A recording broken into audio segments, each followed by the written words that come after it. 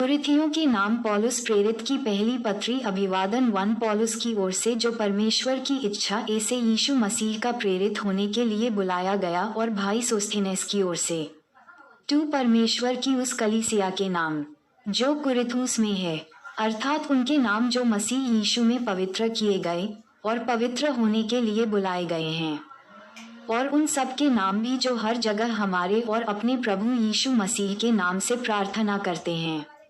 3 हमारे पिता परमेश्वर और प्रभु यीशु मसीह की ओर से तुम्हें अनुग्रह और शांति मिलती रहे।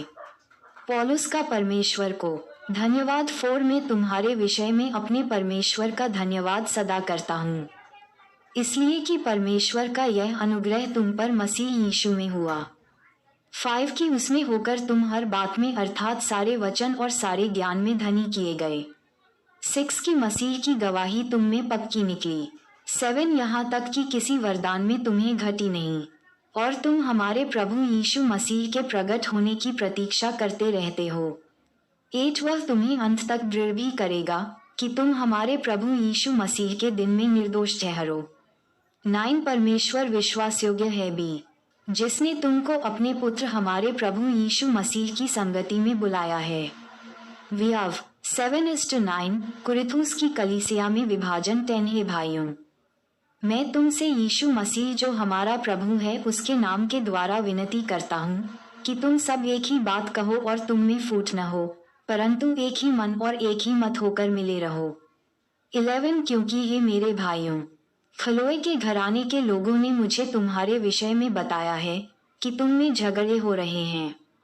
12 मेरा कहना ये है कि तुम में से कोई तो अपने आप को पौलुस का, कोई अपुल्लोस का, कोई कैफा का, कोई मसीह का कहता है। 13 क्या मसीह बढ़ गया? क्या पौलुस तुम्हारे लिए क्रूस पर चढ़ाया गया, या तुम्हें पौलुस के नाम पर बपतिस्मा मिला? 14 मैं परमेश्वर का धन्यवाद करता हूँ कि क्रिस्पुस और गयुस को छोड़ मैंने तुम में से किसी को भी बपतिस्मा नहीं दिया। 15 कहीं ऐसा न हो कि कोई कहे कि तुम्हें मेरे नाम पर बपतिस्मा मिला। 16 और मैंने स्तिफनास के घराने को भी बपतिस्मा दिया, इनको छोड़ मैं नहीं जानता कि मैंने और किसी को बपतिस्मा दिया।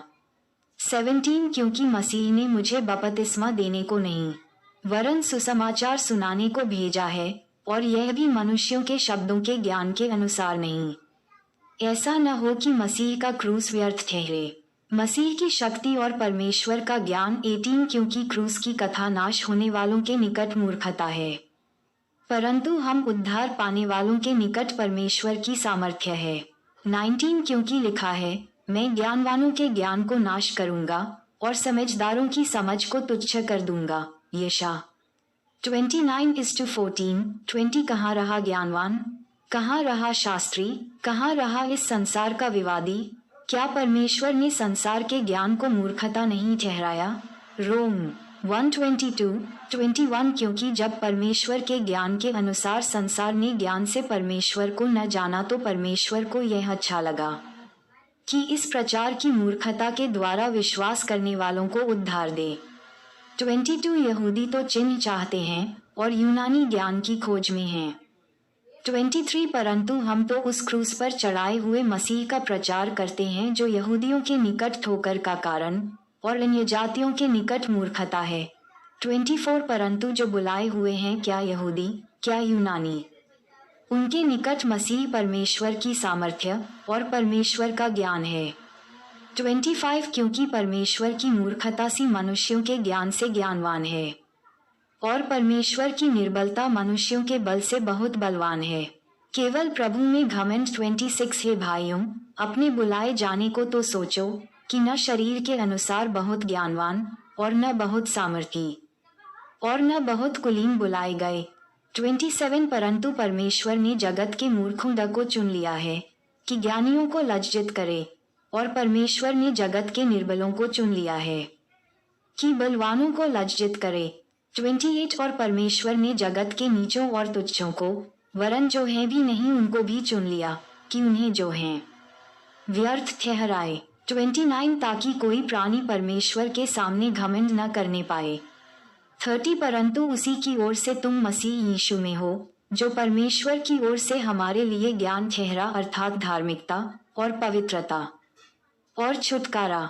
इफी 1:7, रोम 8:1, 31 ताकि जैसा लिखा है वैसा ही हो, जो घमंड करे वह प्रभु में घमंड करे। 2 कुरी 10:17। माताएं एवं बहनों से निवेदन है कि अगर हमारी ये वीडियो आपको अच्छी लगी हो तो कृपया करके वीडियो को लाइक और सब्सक्राइब करना ना भूले, क्योंकि हमारी वीडियो आप सब तक बहुत जल्दी पहुँचे। जय यीशु मसीह।